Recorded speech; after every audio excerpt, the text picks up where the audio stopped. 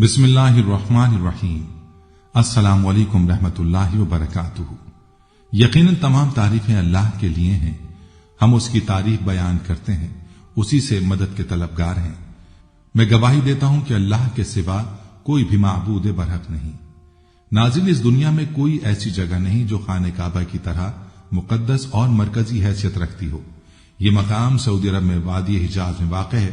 روزانہ ہزاروں افراد 24 گھنٹے خانہ کعبہ کا طواف کرتے ہیں۔ خانہ کعبہ کی مقدس تصاویر لاکھوں گھروں کی زینت ہیں اور کروڑوں مسلمان اس مقام کو اپنا قبلہ تسلیم کرتے ہوئے اس کی جانب رخ کر کے 5 وقت کی نماز ادا کرتے ہیں۔ خانہ کعبہ اپنی تعمیر کی وجہ سے تاریخ کے آئینے میں انتہائی خاص مقام کا حامل ہے۔ آج کی اس ویڈیو میں ہم خانہ کعبہ کے متعلق چند ایسے حقائق پیش کریں گے جن سے بہت کم لوگ واقف ہیں۔ ہم آپ کو بتائیں گے کہ خانہ کعبہ کی تعمیر کب ہوئی، خانہ کعبہ کی جگہ پر پہلے کیا تھا اور اسی جگہ پر خانہ کعبہ تعمیر کیوں کیا گیا۔ غلاف کعبہ کی دلچسپ 7 رنگوں کی کہانی بھی سنائیں گے۔ اس کے علاوہ آپ کو ایک اہم راز بتائیں گے کہ خانہ کعبہ کو پہاڑوں میں کیوں تعمیر کیا گیا۔ غلاف کعبہ کا موجودہ رنگ کالا کن وجوہات کی بنا پر رکھا گیا۔ آپ کو یہ بھی بتائیں گے کہ غلاف کعبہ کی تبدیلی کے بعد پرانے غلافوں کے ساتھ کیا کیا جاتا ہے۔ ویڈیو کو اسکپ مت کیجیے گا اور آخر تک لازمی دیکھیے گا۔ ناظرین، خانہ کعبہ جس طرح آج ہمیں نظر آتا ہے یہ ویسا نہیں ہے۔ جو حضرت ابراہیم علیہ السلام اور حضرت اسماعیل علیہ السلام کے دور میں دوبارہ تعمیر ہوا۔ وقت کے ساتھ پیش آنے والے قدرتی آفات و حادثات کی وجہ سے اس کو دوبارہ تعمیر کرنے کی ضرورت پڑتی رہی ہے۔ بے شک ہم سب جانتے ہیں کہ خانہ کعبہ کی دوبارہ تعمیر کا ایک بڑا حصہ نبی کریم صلی اللہ علیہ وآلہ وسلم کی زندگی میں نبوت ملنے سے قبل ممکن ہو چکا تھا۔ یہ وہ وقت تھا جب نبی کریم صلی اللہ علیہ وآلہ وسلم نے ایک بڑی خون ریزی کو اپنی دور اندیشی سے روکا تھا۔ ایک بڑے کپڑے میں حجر اسود کو رکھ کر ہر قبیلے کے سردار سے اٹھوایا تھا۔ اس کے بعد آنے والے وقت میں کئی مرتبہ خانہ کعبہ کی تعمیر ہوتی رہی ہے۔ آخر میں خانہ کعبہ کی تفصیل سے آرائش 1996 میں ہوئی تھی، جس کے نتیجے میں بہت سارے پتھروں کو ہٹا دیا گیا تھا اور بنیاد کو مضبوط کر کے نئی چھت ڈالی گئی تھی۔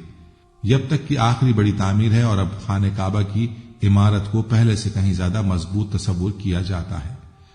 کعبہ شریف ہر زمانے میں ایک معظم و محترم عمارت بن کر قائم رہا ہے، کسی بھی زمانے میں، چاہے وہ زمانہ اسلام سے قبل کا ہو یا اسلام کے بعد کا ہو۔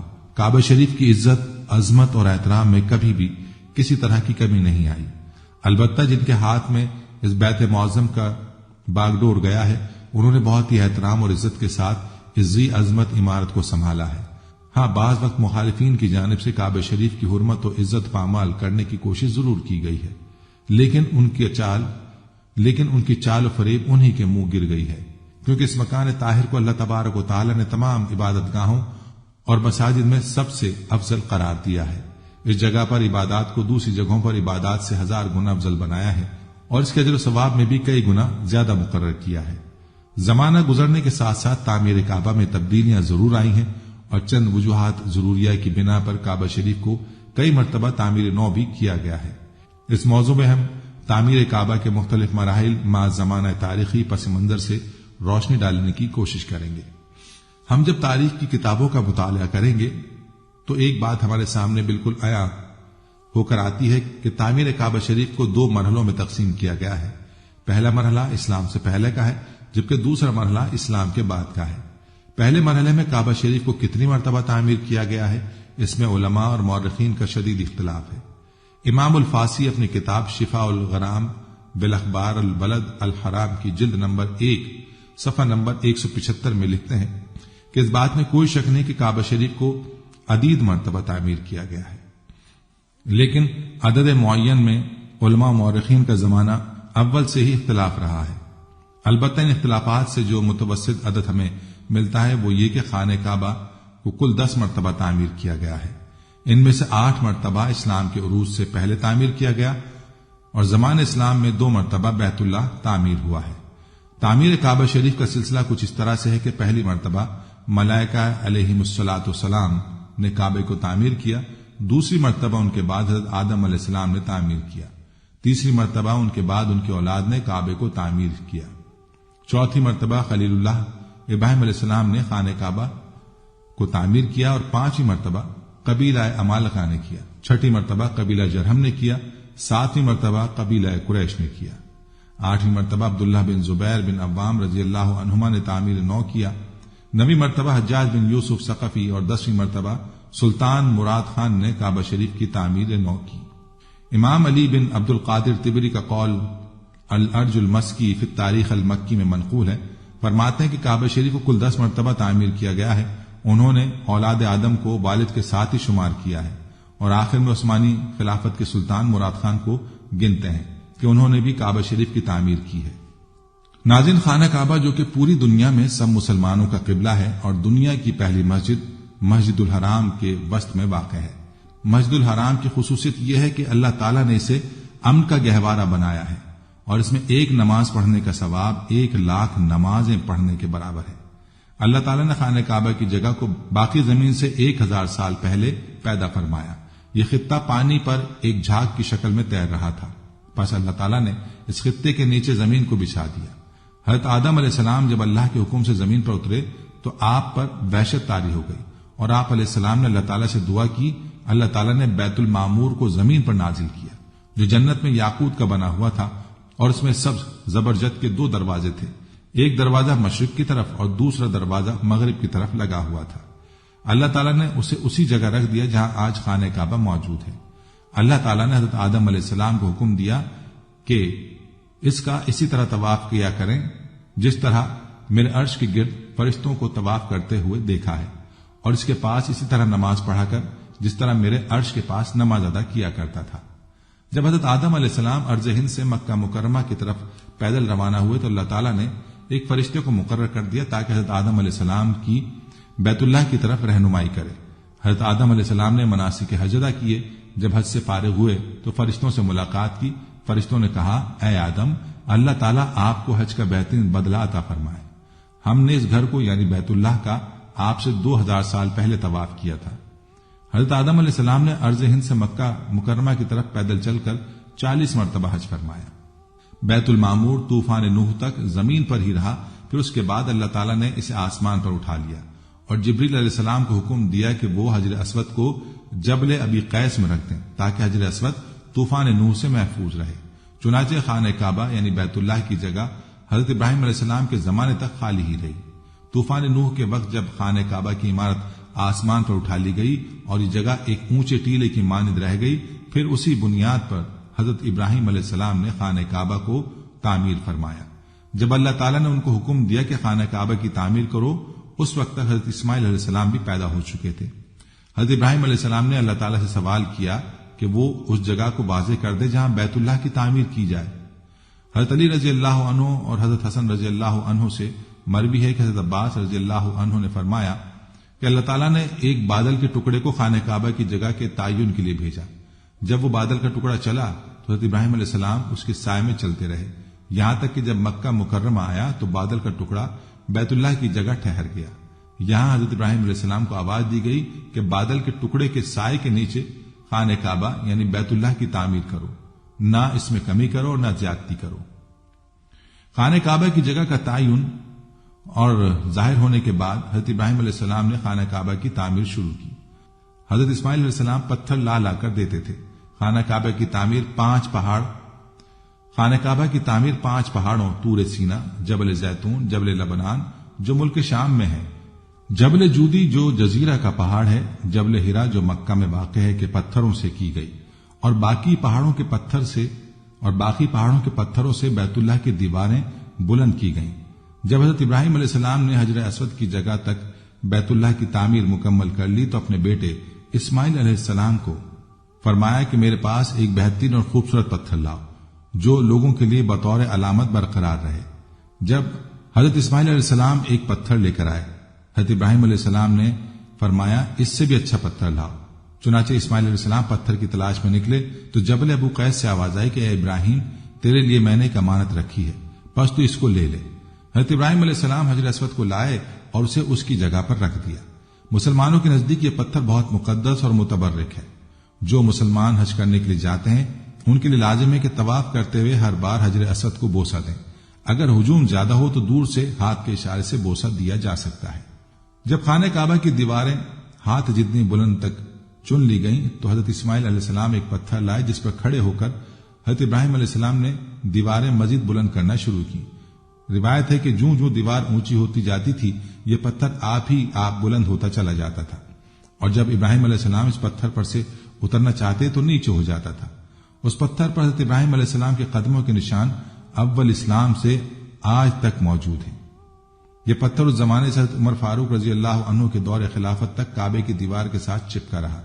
پھر اس پتھر کو حضرت عمر فاروق رضی اللہ تعالی عنہ نے خانہ کعبہ سے کچھ دور کر دیا تاکہ طواف کے وقت رکاوٹ نہ بنے، جسے مقام ابراہیم کہا جاتا ہے۔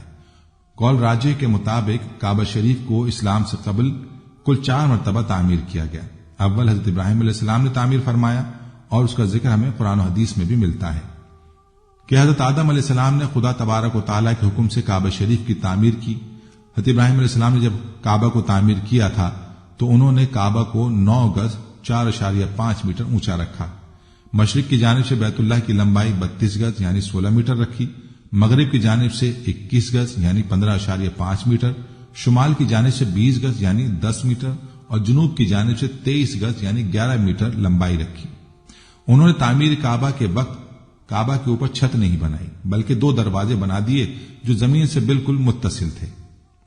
دوسری اور تیسری مرتبہ کعبہ شریف کی تعمیر کی ذمہ داری بنو عمالقہ اور بنو جرہم نے بالترتیب کی اور کعبہ شریف کی تعمیر نو کی تشکیل دی۔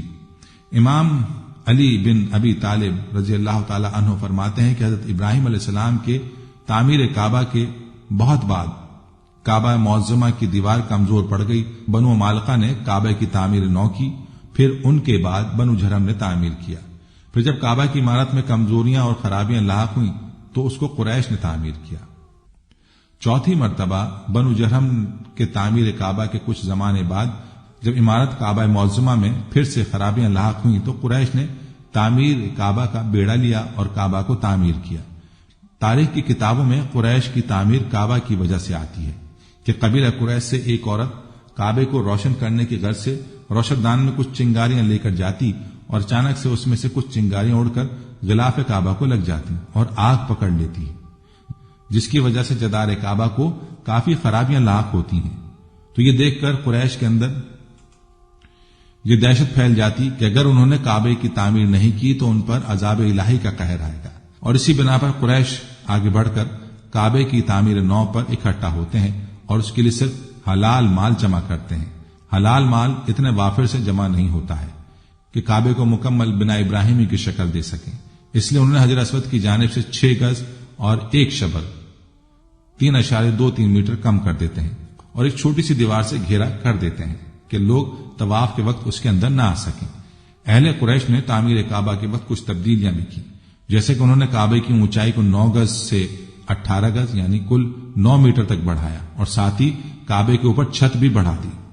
باب غربی کو بند کر دیا گیا، جبکہ باب شرقی کی اونچائی بھی کچھ زیادہ بڑھا دی گئی، اور سب سے اہم بات یہ کہ قریش کا کعبہ کی اس تعمیر نو میں ہمارے پیارے آقا نبی کریم صلی اللہ علیہ وآلہ وسلم بھی شامل تھے۔ عرصہ دراز تک خانہ کعبہ یعنی بیت اللہ اسی طرح حضرت ابراہیم علیہ السلام کی تعمیر پر برقرار رہا۔ جب قریش نے اس کی نئی تعمیر کی تو وہ زمانہ تھا جب نبی کریم صلی اللہ علیہ وآلہ وسلم کی عمر 25 برس تھی۔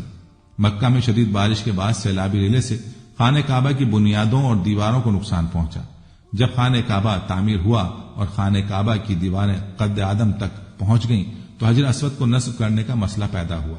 ہر قبیلے کی خواہش تھی کہ حجر اسود کو وہ نصب کرنے کی سعادت اسے ہی حاصل ہو، حتیٰ کہ یہ معاملہ لڑائی جھگڑے تک جا پہنچا۔ آخر یہ طے پایا کہ صبح سویرے جو سب سے پہلے یہاں داخل ہوگا وہ حجر اسود نصب کرے گا۔ اس پر تمام قبائل میں اتفاق ہو گیا۔ دوسرے دن سب سے پہلے داخل ہونے والے نبی اکرم صلی اللہ علیہ وآلہ وسلم تھے۔ آپ اہل مکہ میں صادق اور امین مشہور تھے۔ قریش نے جب نبی کریم صلی اللہ علیہ وآلہ وسلم کو دیکھا تو انہیں بے حد اطمینان ہوا، اور آپ صلی اللہ علیہ وآلہ وسلم نے حجر اسود کو ایک چادر پر رکھا اور تمام قبائل کے سرداروں کو حکم دیا کہ وہ چادر کے کونے کو پکڑ کر اسے اٹھائیں۔ چنانچہ سب نے مل کر چادر کو اٹھایا، اور جب چادر اس مقام پر پہنچی جہاں حجر اسود رکھا جانا تھا تو حضور صلی اللہ علیہ وآلہ وسلم نے اپنے مبارک ہاتھوں سے اسے دیوار کعبہ میں نصب کر دیا۔ اس طرح ایک بہت بڑا جھگڑا ختم ہو گیا۔ قریش کا یہ تعمیر کعبہ شریف کا واقعہ اعلان نبوت سے 5 سال پہلے ہوا۔ حجر اسود خانہ کعبہ کی جنوب مشرقی دیوار میں نصب ہے، قریب سے دیکھیں تو یہ کئی ٹکڑوں میں نظر آتا ہے۔ حجر اسود کے بارے میں حضرت عباس رضی اللہ عنہ کی ایک روایت کے مطابق حجر اسود جنت کا پتھر ہے۔ جس وقت یہ پتھر آیا تھا اس وقت یہ دودھ سے زیادہ سفید تھا، لیکن بنی آدم کے گناہوں نے اسے سیاہ کر دیا۔ تعمیر کعبہ شریف کے دوسرے مرحلے میں کل 3 دور ہیں۔ پہلا دور عبداللہ بن زبیر رضی اللہ عنہ، جب عموی خلافت کا تخت امیر معاویہ رضی اللہ عنہ کے بعد ان کے بیٹے یزید کو ملا تو اس نے سن 64 ہجری میں حسین بن نمیر کی قیادت میں حجاز میں عبداللہ بن زبیر رضی اللہ عنہ کا تخت پلٹنے کے لیے ایک بڑی فوج کو بھیجا۔ عبداللہ بن زبیر رضی اللہ عنہ کا تخت پلٹ کر پورے حجاز کو خلافت اموی کے تحت شامل کرنے کے لیے یزید کی فوج نے مکہ کا محاصرہ کیا، اور یہ محاصرہ کئی دنوں تک جاری رہا۔ محاصرے کے دوران حسین بن نمیر نے منجنیق اور توپ کے ذریعے مکہ پر حملہ آور ہوا، جس کی وجہ سے خانہ کعبہ پر کافی اثر پڑا تھا اور خانہ کعبہ کی دیواریں بالکل کمزور ہو گئی تھیں۔ محاصرے کے 17 دن بعد یزید بن معاویہ کا انتقال ہو جاتا ہے تو اس کی فوج حصار مکہ کو ختم کر کے شام کی طرف لوٹ جاتی ہے۔ اس کے بعد حضرت عبداللہ بن زبیر رضی اللہ عنہما نے خانہ کعبہ کو تعمیر نو کیا، اور بالکل اسی طرح تعمیر کیا جس طرح حضرت ابراہیم علیہ السلام نے تعمیر فرمایا تھا۔ حضرت عبداللہ بن زبیر رضی اللہ عنہ نے تعمیر کعبہ کے وقت اس کی اونچائی 27 گز یعنی 13.5 میٹر بڑھا دیا۔ قریش نے مال وافر نہ ہونے کی وجہ سے جس جگہ کو خانہ کعبہ سے منفرد کیا تھا ان کو دوبارہ خانہ کعبہ میں ملا دیا۔ دوسرا دور حجاج بن یوسف ثقفی۔ یزید بن معاویہ کے بعد عبد المالک بن مروان خلافت امویہ کا خلیفہ مقرر ہوتا ہے۔ عبد المالک بن مروان حجاج بن یوسف ثقفی کی قیادت میں ایک بڑی فوج کو تشکیل دیتا ہے اور انہیں مکہ مکرمہ کی طرف روانہ کرتا ہے تاکہ عبداللہ بن زبیر کے تخت کو پلٹ سکیں۔ جب حجاج اپنی فوج کے ساتھ مکہ پہنچتا ہے تو اس نے جو عبد المالک بن مروان کے خلاف کیا اور اس کی بیعت نہیں کی، ان کے خلاف اعلان جنگ کر دیا، اور اسی جنگ میں حجاج نے عبداللہ بن زبیر رضی اللہ عنہما کا سر قلم کیا اور پھر ان کے سر کے ساتھ پورے مکہ مکرمہ میں چکر لگایا، اور 74 ہجری میں حجاج نے خانہ کعبہ کی تعمیر کو دہرایا اور نئے انداز میں خانہ کعبہ کو تعمیر کروایا۔ اس نے خانہ کعبہ کے مغربی دروازے کو بند کر دیا جبکہ مشرقی دروازے کی اونچائی کو اور زیادہ بڑھا دیا، شمالی دیوار کو منہدم کر دیا اور خانہ کعبہ سے 6 گز اور 1 شبر زمین کو الگ کر دیا گیا۔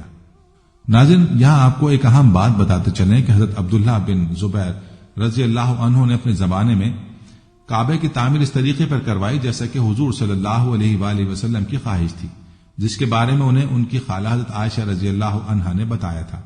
حجاج بن یوسف نے 73 ہجری میں عبداللہ بن زبیر رضی اللہ عنہ کو شہید کر ڈالا اور خلیفہ وقت عبد المالک بن مروان کو تعمیر کعبہ کے بارے میں ایک خط لکھا۔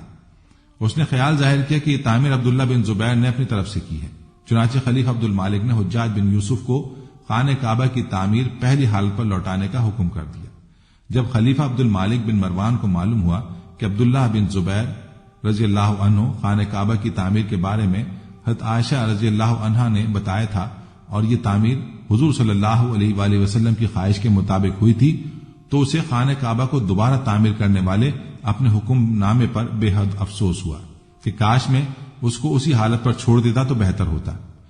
پھر جب مہدی بن منصور کا زمانہ خلافت آیا تو اس نے حضرت امام مالک بن انس رحمۃ اللہ علیہ سے مشورہ کیا کہ کعبۃ اللہ کو حضرت عبداللہ بن زبیر کی تعمیر کردہ صورت پر لوٹا دیا جائے تو کیسا ہے؟ حضرت امام مالک بن انس نے فرمایا، مجھے ڈر ہے کہ ملوک خلفاء اس کو کھیل نہ بنا لیں، یعنی جب کوئی بادشاہ آئے گا تو اپنے خیال کے مطابق اس کو بنائے گا، لہذا امام نے اس کو اسی حالت پر برقرار رہنے دیا۔ تیسرا دور سلطان مراد خان کا تھا۔ سلطان مراد خان خلافت عثمانیہ کے سلطان ہیں۔ سلطان محمد فاتح جنہوں نے قسطنطنیہ فتح کیا ان کے ہی فرزند ہیں۔ سلطان مراد خان کا دور خلافت سن 1032 ہجری سے 1050 ہجری تک ہے۔ سن 1039 ہجری میں مکہ مکرمہ میں جب شدید بارش کی وجہ سے سیلاب آیا تھا اور یہ سیلاب خانہ کعبہ اور مسجد الحرام تک پہنچ کر کافی خرابیاں لایا، اسی سیلاب میں خانہ کعبہ کی شامی دیوار گر گئی اور مغربی اور مشرقی دیواروں کا بعض حصہ بھی گر گیا تھا۔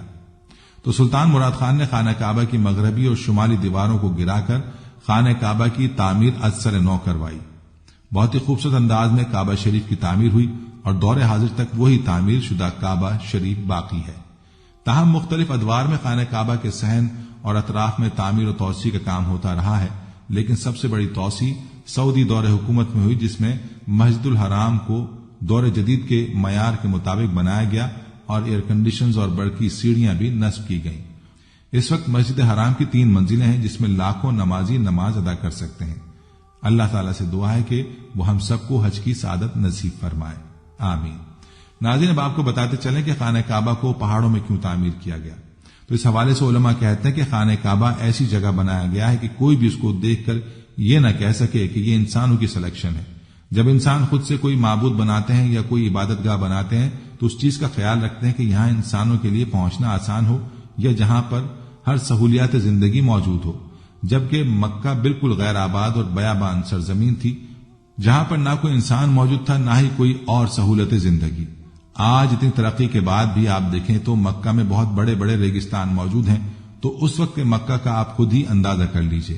اللہ پاک نے حضرت ابراہیم علیہ السلام کو حکم دیا کہ فلسطین کی سرزمین سے مکہ کے بیابان میں جاؤ اور میرا گھر تعمیر کرو۔ اب آپ خود ہی سوچیے کہ فلسطین سے مکہ کا کتنا فاصلہ ہے، اتنا دشوار گزار سفر، جنگل بیابان، نہ کوئی سڑک، گھوڑے کی سواری، اور اس سفر میں کیا زیادہ سفر لینا ہے۔ یہ ساری باتیں خود اشارہ کرتی ہیں کہ یہ انسانوں کا بنایا ہوا نہیں ہے۔ یہ ساری باتیں خود ہی ملحدین کو جواب دیتی ہیں جو کہتے ہیں کہ یہ ایک خود ساختہ عمارت ہے۔ اگر یہ خود ساختہ تعمیر کی گئی عمارت ہوتی تو یہ پہاڑوں کے درمیان نہ بنائی گئی ہوتی۔ اس کو پہاڑوں کے درمیان تعمیر کرنے کے پیچھے یہی راز ہے کہ آنے والے دور کا انسان سمجھ سکے کہ یہ انسانوں کا بنایا گیا نہیں ہے، بلکہ اللہ پاک نے خود اسے اپنی مرضی سے اپنی پسند کی جگہ پر تعمیر کروایا ہے۔ ناظرین، اگر خانہ کعبہ کے رنگ کی بات کی جائے تو ہم لوگوں نے خانہ کعبہ کو ہمیشہ کالے رنگ کی کسوہ اور سونے کے دھاگوں میں دیکھنے کی ایسی عادت ہو چکی ہے کہ ہم اس کو کسی اور رنگ میں دیکھنے پر تصور ہی نہیں کر سکتے۔ یہ روایت عباسد، جن کے گھر کا رنگ کالا تھا، کے دور سے چلی آ رہی ہے، اور لیکن اس سے قبل خانہ کعبہ مختلف رنگوں کے غلاف سے ڈھکا رہتا تھا۔ ان رنگوں میں ہرا، لال اور سفید رنگ شامل تھا۔ فتح مکہ کے وقت نبی کریم صلی اللہ علیہ وآلہ وسلم کو خانہ کعبہ کی چابیاں دی گئی تھی، لیکن بجائے اس کے کہ آپ صلی اللہ علیہ وآلہ وسلم یہ چابیاں اپنے پاس رکھتے، آپ صلی اللہ علیہ وآلہ وسلم نے یہ چابیاں بنی شائبہ خاندان کے عثمان بن طلحہ کو واپس کر دیں۔ اس وقت سے آج تک وہ ان چابیوں کے روایتی رکھوالے ہیں، اور نبی کریم صلی اللہ علیہ وآلہ وسلم کے نادر الفاظ کی روشنی میں یہ چابیاں ہمیشہ ان کے پاس ہی محفوظ رہیں گی۔ اے بنی طلحہ، یہ چابیاں روز قیامت تک تیری تحویل میں رہیں گی، سوائے اس کے کہ زور زبردستی تجھ سے غیر اخلاقی طریقے سے چھین لی جائے۔ جب سے حضرت ابراہیم علیہ السلام نے مکہ کی بے آب و گیا اور چٹھیل وادی میں قدم رکھا، تب سے آج تک، بلکہ تا قیامت، یہ وادی انسانوں کے لیے کعبۃ اللہ اور مسلمانوں کے لیے قبلے کا درجہ اختیار کر گئی۔ حضرت ابراہیم علیہ السلام اور ان کے شیر خوار نے اپنی ماں ام ہاجرہ کے ساتھ وادی میں قدم رکھا۔ ابراہیم علیہ السلام کے چلے جانے کے بعد ہاجرہ اپنے شیر خوار کے لیے پانی کی تلاش میں اس وادی میں چکر لگانے لگی۔ اچانک ننھے اسماعیل کی ایڑی کے نیچے سے پانی کا ایک فوارہ پھوٹ پڑا، اسے زمزم کا نام دیا گیا، اور وہ آج تک جاری و ساری ہے۔ حضرت ابراہیم علیہ السلام مکہ واپس ہوئے تو اس وقت ان کے بیٹے اسماعیل کی عمر 30 سال ہو چکی تھی۔ طبری و تاریخ الامم الملوک کے مطابق دونوں باپ بیٹے نے اللہ کے حکم سے خانہ کعبہ کی بنیادیں کھڑی کی۔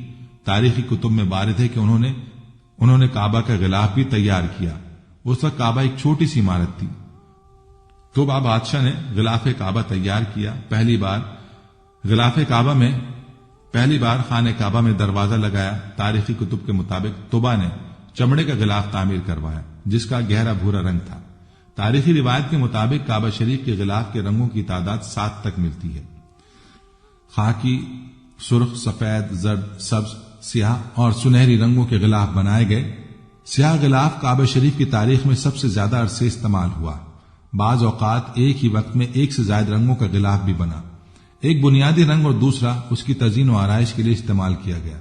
سیاہ کپڑے پر سنہرے رنگ کا دور اسلام کے بعد کا دور ہے۔ سیاہ کپڑے پر قرآنی آیات، دیگر مقدس عبارات تحریر کی جاتی۔ اس وقت غلاف کعبہ کے 2 رنگ، سفید اور سرخ، استعمال اس کی تزئین کے لیے استعمال کیے جاتے تھے۔ یمنی کپڑے کا رنگ سفید اور سرخ ہوتا ہے۔ غلاف کعبہ کے لیے خالص ریشمی کپڑا تیار کیا جاتا ہے۔ غلاف کے اوپر تلے مختلف پرت بنائے جاتے ہیں اور ایک اچھا خاصا وزنی ہوتا ہے جسے اٹھانا آسان نہیں رہتا۔ خانہ کعبہ پر غلاف رکھنے کا عرصہ بھی مختلف رہا ہے۔ حالیہ عرصے میں ہر سال غلاف کعبہ تبدیل کیا جاتا ہے۔ ماضی میں بعض دفعہ غلاف کعبہ کو سال میں 3 بار بھی تبدیل کیا جاتا رہا ہے۔ غلاف کعبہ کی تبدیلی کی مشہور تاریخوں میں یوم عاشور، 1 رجب، 27 رمضان، یوم تراویح اور قربانی کا دن زیادہ مشہور ہیں۔ جب نبی کریم صلی اللہ علیہ وآلہ وسلم فاتح مکہ کی حیثیت سے شہر میں داخل ہوئے تو اس وقت قریش مکہ کا تیار کردہ غلاف کعبے کی زینت تھا۔ آپ صلی اللہ علیہ وآلہ وسلم نے اسے تبدیل نہیں کیا بلکہ اسے باقی رکھا۔ جب خانہ کعبہ میں خوشبو چھڑکنے والی ایک خاتون کے ہاتھوں غلاف کعبہ کا کچھ حصہ جل گیا تو آپ نے سفید اور سرخ رنگ کا یمانی کپڑے کا نیا غلاف بنوایا۔ آپ کے بعد آپ کے خلفاء حضرت ابوبکر صدیق رضی اللہ عنہ اور عمر فاروق رضی اللہ عنہما نے سفید رنگ کا غلاف کعبہ تیار کروایا۔ اسے قباتی کا نام دیا جاتا تھا۔ یہ بہت پتلا کپڑا تھا جسے مصر میں تیار کیا جاتا تھا۔ حضرت عمر رضی اللہ عنہ کے دور میں بیت المال سے سال میں 2 بار غلاف بنایا اور تبدیل کیا جاتا۔ ان کے دور میں تبدیلی کے بعد پہلا غلاف شیبہ بن عثمان الحجی کے پاس رکھ دیا جاتا تھا۔ فاطمی دور میں غلاف کعبہ زرد رنگ کا رہا۔ محمد بن سبکتگین کے دور میں زرد ریشمی کپڑے کا غلاف بنایا گیا۔ عباسی خلیفہ ناصر نے سبز ریشم اور اس کے بعد سیاہ ریشم استعمال کیا جو آج تک جاری ہے۔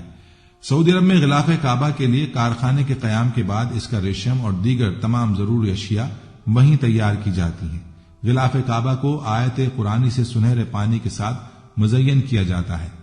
سنہرے رنگ پر سیاہ رنگ غالب ہے، مگر یہ دونوں حصے خالص ریشمی کپڑے سے تیار کیے جاتے ہیں۔ تاہم غلاف کعبہ کا اندرونی حصہ سبز یا سفید کپڑے سے تیار کیا جاتا ہے اور اس کی تبدیلی یوم عرفہ کو عمل میں لائی جاتی ہے۔ پرانے غلاف کعبہ کو حرم مکی کے قریب موجود میوزیم میں رکھ دیا جاتا ہے یا تحفے کے طور پر کسی دوسرے مسلمان ملک کو دے دیا جاتا ہے۔ محفوظ رکھنے کے لیے اتارے جانے والے غلاف کو کھول کر اس کے حصے الگ الگ کر دیے جاتے ہیں۔ پہلے خانہ کعبہ ہفتے میں 2 مرتبہ عوام کے لیے کھلا ہوتا تھا اور کوئی بھی خانہ کعبہ کے اندر داخل ہو کر عبادت کر سکتا تھا، لیکن موجودہ زمانے میں زائرین کی تعداد زیادہ ہونے اور دوسری وجوہات کی بنا پر خانہ کعبہ کو اب سال میں صرف 2 مرتبہ کھولا جاتا ہے اور اس میں صرف اعلیٰ شخصیات اور خاص مہمان ہی داخل ہو سکتی ہیں۔ خانہ کعبہ کی وادی کے نچلے حصے میں ہونے کی وجہ سے دیگر مسائل میں سے ایک مسئلہ یہ تھا کہ جب بارش ہوا کرتی تھی تو وادی میں سیلاب آ جاتا تھا۔ یہ مکہ جیسے شہر کے لیے کوئی انوکھی بات نہیں تھی، لیکن یہ بات دوسرے مسائل کی وجہ بنتی تھی۔ اس وقت یہاں سیلاب کی روک تھام اور نکاسی آب کا نظام موجود نہیں تھا۔ بارش کے آخری دنوں میں خانہ کعبہ پانی میں آدھا ڈوبا رہتا تھا۔ کیا اس وجہ سے طواف کعبہ رکا؟ ہرگز نہیں۔ مسلمان کعبے کے ارد گرد تیراکی کر کے خانہ کعبہ کا طواف جاری رکھتے تھے۔ کئی سال تک بہت لوگ اندازہ لگاتے رہے کہ خانہ کعبہ اندر سے کیسا نظر آتا ہے۔ دوسری اور تیسری معلومات کے ذریعے کے مطابق وہ لوگ خوش نصیب ہیں جن کو خانہ کعبہ کے اندر داخل ہونے کی سعادت ملی، اور ایک خوش نصیب وہ ہے جس کو تصویر بنانے کا موقع ملا، اور لاکھوں لوگوں نے یہ تصویر انٹرنیٹ پر آن لائن دیکھی۔ خانہ کعبہ کا اندر کا حصہ سنگ مرمر اور ہرے رنگ کے کپڑے سے ڈھکا ہوا ہے۔ جس دور کے حکمران نے خانہ کعبہ کی دوبارہ آرائش کروائی، اس نے خانہ کعبہ کے اندر اپنے نام کی تختی بھی لگوائی۔ خانہ کعبہ کے بالکل اوپر 7ویں آسمان میں ایک اور خانہ کعبہ بھی موجود ہے جس کو بیت المعمور کہتے ہیں۔ اس کا اشارہ قرآن پاک میں بھی موجود ہے، اور نبی پاک صلی اللہ علیہ وآلہ وسلم نے بھی اس بات کی نشاندہی کی ہے کہ اللہ کے نبی صلی اللہ علیہ وآلہ وسلم نے معراج کا واقعہ سناتے ہوئے فرمایا، جب مجھے بیت المعمور اللہ کا گھر دکھایا گیا تو میں نے حضرت جبریل علیہ السلام سے پوچھا۔ انہوں نے جواب دیا کہ یہ بیت المعمور ہے جہاں 70,000 فرشتے روزانہ اللہ کی عبادت کرتے ہیں، اور جب وہ یہاں سے جاتے ہیں تو واپس نہیں آتے، ہمیشہ نیا دستہ آتا ہے، یعنی ایک فرشتے کو صرف اس کے طواف کی ایک بار سعادت ملتی ہے۔ ناظرین، کیا آپ نے کبھی اس بات پر غور کیا کہ حجر اسود چاندی کے سانچے میں کیوں گھرا رہتا ہے؟ کچھ لوگوں کا خیال ہے کہ حجر اسود حجاج بن یوسف کی فوج کے ہاتھوں مارے گئے پتھر لگنے کی وجہ سے اس وقت ٹوٹ گیا تھا جب اس نے عبداللہ بن زبیر رضی اللہ عنہ پر لشکر کشی کی تھی۔ کچھ ذرائع کے مطابق حجر اسود بحرین سے تعلق رکھنے والے اسماعیلی گروپ کے ہاتھوں ٹوٹ گیا تھا۔ ان لوگوں کا یہ خیال تھا کہ حج مبارک ایک توہم پرستی کا عمل ہے۔ اپنی بات کو سچ ثابت کرنے کے لیے ان لوگوں نے 10,000 حجاج کو مار کر ان کے باقیات کو آب زمزم کے کنویں میں پھینک دیا تھا۔ یہ غیر انسانی عمل کافی نہیں ہے۔ یہ شیطان حجر اسود کو عرب کے مشرق میں لے گئے اور پھر عراق کے شہر کفا لے گئے، جہاں اس کے عوض تاوان وصول کیا، جب ان کو مجبور کیا گیا تو ان لوگوں نے اسے خلیفہ عباسد کو واپس کر دیا، لیکن جب اسے واپس کیا گیا تو یہ ٹکڑوں میں تھا، اور اس کو یکجا کرنے کا صرف ایک طریقہ سمجھ میں آیا تھا کہ اس کو چاندی کے سانچے میں رکھ دیا جائے۔ کچھ تاریخ دانوں کے مطابق اس مقدس پتھر کے کچھ حصے آج بھی کہیں گم ہیں۔ ناظرین، ہمارے ہاں یہ تصور ہے کہ خانہ کعبہ مکعب کی شکل کا ہے، جبکہ حقیقت اس کے برعکس ہے۔ مکعب کی شکل سے مشہور خانہ کعبہ دراصل مستطیل کی شکل کا ہے۔ خانہ کعبہ کبھی بھی مکعب کی شکل کا نہیں تھا۔ اس کی اصل زاویے کے مطابق ایک آدھا گول حصہ ہے جس کو حجر اسماعیل کہا جاتا ہے۔ نبی کریم صلی اللہ علیہ وآلہ وسلم کو نبوت ملنے سے پہلے جب خانہ کعبہ کی دوبارہ تعمیر ہوئی تو تب قریش نے اس بات کی حامی بھری تھی کہ وہ حلال کمائی سے ہی اس کی تعمیر مکمل کریں گے۔ اس کا مطلب یہ ہے کہ جوئے، لوٹ مار، جسم فروشی اور سود جیسے حرام کاموں سے کمایا ہوا پیسہ استعمال نہیں ہوگا۔ قریش اتنے امیر تجارتی شہروں میں ہونے کے باوجود اتنی رقم جمع کرنے میں ناکام ہو چکے تھے جو خانہ کعبہ کی تعمیر اس کے اصل سائز اور رقبے کے حساب سے کر سکیں۔ انہوں نے خانہ کعبہ کی چھوٹی عمارت تعمیر کی اور اس کی دیواریں مٹی کی اینٹوں سے بنائی جس کو حجر اسماعیل کہا جاتا ہے، حالانکہ اس کا حضرت اسماعیل علیہ السلام سے کوئی تعلق نہیں، جو کہ خانہ کعبہ کے حقیقی قطر کی جانب اشارہ کرتی تھی۔ خلیفہ عبداللہ بن زمیر کے دور حکومت کے چند سال کے مختصر وقفے میں خانہ کعبہ اپنی اسی اصل شکل میں موجود تھا جس میں نبی صلی اللہ علیہ وآلہ وسلم نے دیکھا تھا۔ حتیم کو خانہ کعبہ میں شامل نہیں کیا گیا۔ اس سلسلے میں امام مسلم رحمہ اللہ نے عائشہ رضی اللہ عنہا کی حدیث بیان فرمائی ہے کہ عائشہ رضی اللہ عنہا بیان کرتی ہیں کہ میں نے رسول اکرم صلی اللہ علیہ وآلہ وسلم سے حتیم کے بارے میں سوال کیا، کیا یہ بیت اللہ کا ہی حصہ ہے؟ تو نبی صلی اللہ علیہ وآلہ وسلم نے جواب دیا، جی ہاں۔ عائشہ رضی اللہ عنہا بیان کرتی ہیں کہ میں نے پوچھا اسے پھر بیت اللہ میں داخل کیوں نہیں کیا گیا؟ تو نبی صلی اللہ علیہ وآلہ وسلم کا جواب تھا کہ تیری قوم کے پاس خرچے کے لیے رقم کم پڑ گئی تھی۔ میں نے کہا کہ بیت اللہ کا دروازہ اونچا کیوں ہے؟ نبی صلی اللہ علیہ وآلہ وسلم نے جواب دیا، تیری قوم نے اسے اونچا اس لیے کیا تاکہ وہ جسے چاہیں بیت اللہ میں داخل کریں اور جسے چاہیں داخل نہ ہونے دیں، اور اگر تیری قوم نئی مسلمان نہ ہوتی اور ان کے دل اس بات کو تسلیم سے انکار نہ کرتے تو میں اسے حتیم کو بیت اللہ میں شامل کر دیتا اور دروازہ زمین کے برابر کر دیتا۔ ناظرین، خانہ کعبہ کی تعمیر کا تفصیل سے تذکرہ کرنے کے بعد اب آپ کو خانہ کعبہ کی اہمیت و فضیلت بتاتے ہیں۔ اللہ تعالیٰ نے خانہ کعبہ کو شان و شوکت عطا فرمائی اور اسے اپنی عظمت و جلال کے ساتھ خاص فرمایا، اور اس میں داخل ہونے والوں کے لیے اسے امن والا گھر بنا دیا۔ یہ وہی مبارک گھر ہے جس سے اللہ کے پیارے حبیب صلی اللہ علیہ وآلہ وسلم نے ہجرت فرمائی، مگر آپ صلی اللہ علیہ وآلہ وسلم نے نہ تو اسے چھوڑا، نہ اسے تعلق توڑا، اور نہ ہی آپ صلی اللہ علیہ وآلہ وسلم کا دل اس سے ہٹ کر دوسرے قبلے کی طرف متوجہ ہوا، یہاں تک کہ اللہ تعالیٰ نے آپ صلی اللہ علیہ وآلہ وسلم پر یہ آیت مبارک نازل فرمائی جس کا ترجمہ ہے، ہم دیکھ رہے ہیں بار بار تمہارا آسمان کی طرف منہ کرنا، تو ضرور ہم تمہیں پھیر دیں گے اس قبلے کی طرف جس میں تمہاری خوشی ہے۔ اور اللہ تعالیٰ نے بیت اللہ شریف کی عظمت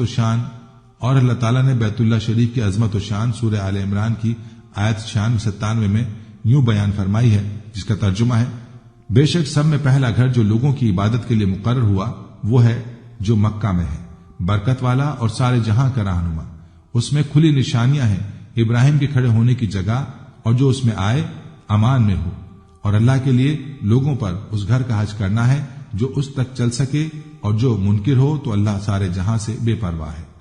بیت اللہ شریف میں طواف اور نماز ادا کرنے والوں کو بخشش کی بھی بشارت دی گئی ہے۔ حدیث پاک میں ہے کہ اللہ تعالیٰ ہر رات اہل زمین کی طرف نظر فرماتا ہے اور سب سے پہلے اہل حرم کی طرف نظر فرماتا ہے، اور اہل حرم میں بھی سب سے پہلے مسجد حرام والوں پر نظر فرماتا ہے، پھر جس کو طواف کرتے ہوئے پاتا ہے اسے بخش دیتا ہے، اور جسے نماز میں مشغول پاتا ہے اس کی مغفرت فرما دیتا ہے، اور جسے کعبہ کی طرف رخ کیے ہوئے پاتا ہے اسے بھی معاف فرما دیتا ہے۔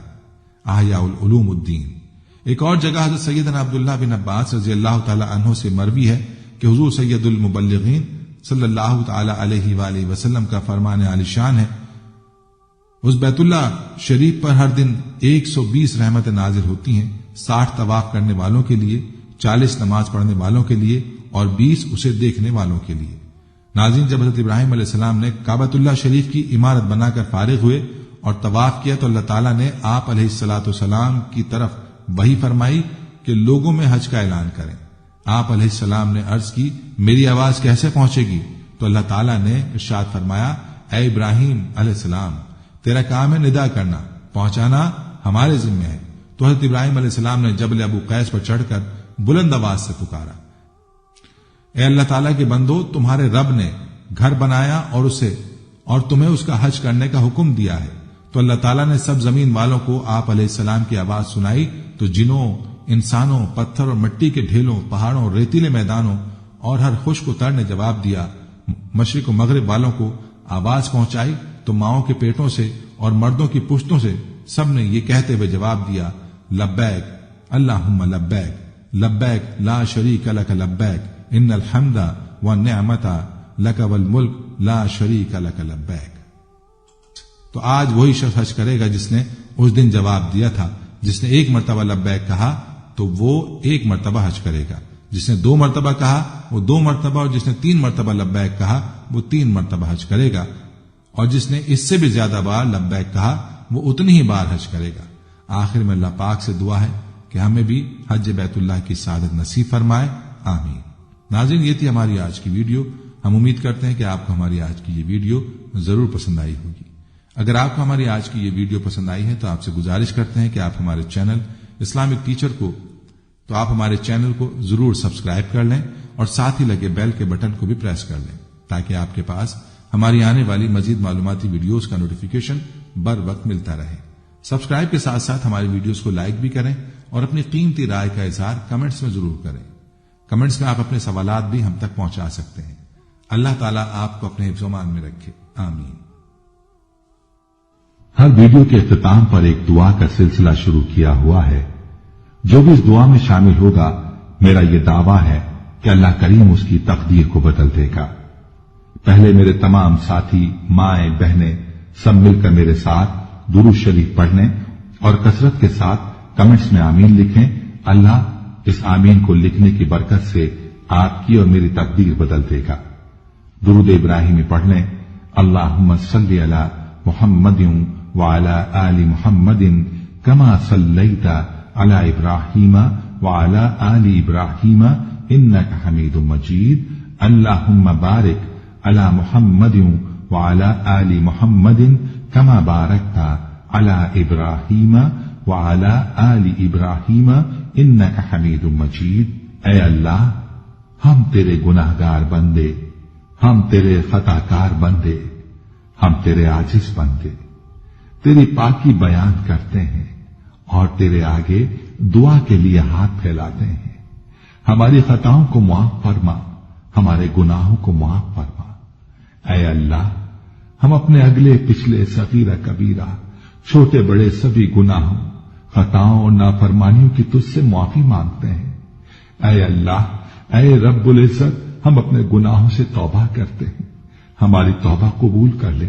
اے پاک پروردگار، ہم سب کو سچا اور پکا مسلمان بنا دے، ہم سب کو اسلام پر استقامت نصیب فرما دے، ہمیں کامل اور پختہ ایمان والا بنا۔ اے پاک پروردگار، تمام مسلمانوں کو خواب غفلت سے بیدار کر دے۔ اے اللہ، ہمارے دین اسلام کی حفاظت فرما، مسلمانوں کو دین و دنیا میں عزت عطا فرما۔ اے عرش مولا کے مالک، اے حکمت والے، اے کائنات کے رب، ہمارے دلوں کو گمراہ ہونے سے بچا، جس طرح سے پہلی قومیں گمراہ ہوئی ہیں اور جس طرح سے پہلی قوموں نے اپنے انبیاء کی نافرمانی کی ہے۔ اے اللہ، تو ہمیں ایسی نافرمانی سے بچا۔ اے اللہ، تو ہمیں ان عذابوں سے بچا جو تو نے پچھلی قوموں پر نازل کیے ہیں۔ اے اللہ، تو ہمیں ان تمام گناہوں سے بچا جن گناہوں میں پچھلی قومیں مبتلا ہوئی ہیں۔ اے مولا کریم، تو ہماری حفاظت فرما ہر اس فعل سے جو تیری ناراضگی اور تیرے غضب کا سبب بنا۔ اے اللہ، ہماری زندگی کو اپنی چاہت کے مطابق ڈھال دے، ہمیں صرف اور صرف نیکی کی توفیق عطا فرما، ہم نیکی کی باتوں کو سننے والے بن جائیں اور ان پر عمل کرنے والے بن جائیں، اور نیکی کی باتوں کو پھیلانے کی ہمیں توفیق عطا فرما۔ اے اللہ، یہ دور فتنے کا دور ہے، امت کے اندر ہر طرح کے گناہ پائے جاتے ہیں، تو ہمارے حال پر رحم فرما اور ہمیں گناہوں سے بچنے کی توفیق عطا فرما۔ اے اللہ، تو کریم ہے، تو رحیم ہے، تو رحمان ہے، تو غفور الرحیم ہے، تو ہمارے گزشتہ گناہوں کو معاف فرما دے اور آئندہ کے لیے ہمیں گناہوں سے بچنے کی توفیق عطا فرما۔ اے اللہ، ہمارے تن من، ہمارے دل کو، دماغ کو، روح کو، جسم کو پاکیزہ بنا دے۔ ہمارے دلوں پر لگے زنگ کو، ہمارے دلوں پر جمی گندگی اور میل کو اپنی رحمت سے دھو ڈال۔ اے اللہ، ہمیں اپنے عذاب اور رسوائی سے بچا۔ اے پاک پروردگار، تمام مسلمانوں کی افلاس، سستی اور غفلت سے حفاظت فرما۔ یا اللہ، اسلام کا بول بالا فرما، اسلام کا جھنڈا بلند فرما۔ اے اللہ، کل امت محمدیہ کو حشر کی رسوائی سے پناہ عنایت فرما۔ اے اللہ، ہم سے راضی ہو جا، ہمیں شیطان اور نفس کے شر سے بچا۔ اے پاک پروردگار، ہمارے قدموں کو صراط مستقیم پر قائم رہنے والا بنا دے۔ ہم پر اپنی خاص رحمت نازل فرما اور اپنے قہر و غضب سے بچا لے۔ اے اللہ، ہمیں ان لوگوں کی صحبت عطا فرما جو کہ تیرے پسندیدہ بندے ہوں، اور ہمیں تجھ سے قریب کر دیں، جو تیری یاد دلاتے رہیں اور ہمارے ایمان میں اضافے کا سبب بنے، اور ہماری نیکی کے سفر کی منزل جنت ہو اور تیری رضا کا حصول ہو۔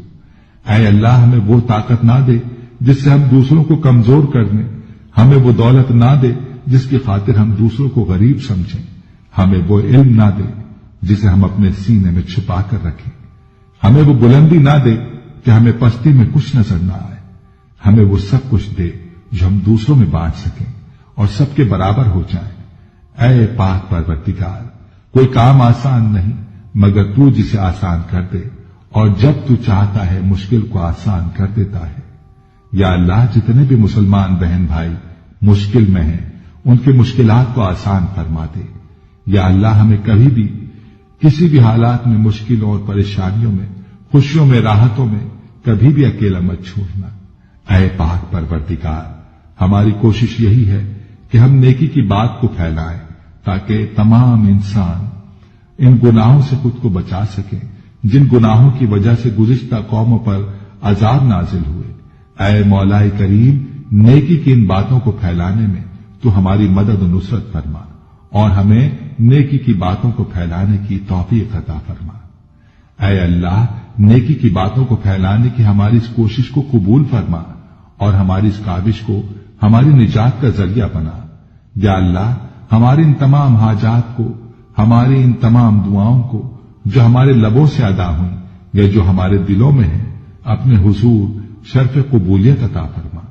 ہمیں اپنے در سے خالی ہاتھ نہ لوٹانا، ہماری جھولی کو بھر دینا۔ اے تمام جہانوں کے مالک، دنیا سے رخصت ہوتے وقت ہماری زبان پر کلمہ طیبہ جاری فرمانا اور قیامت کے دن ہمیں اپنے عرش کے سائے میں جگہ عطا فرمانا۔ آمین آمین آمین یا رب العالمین۔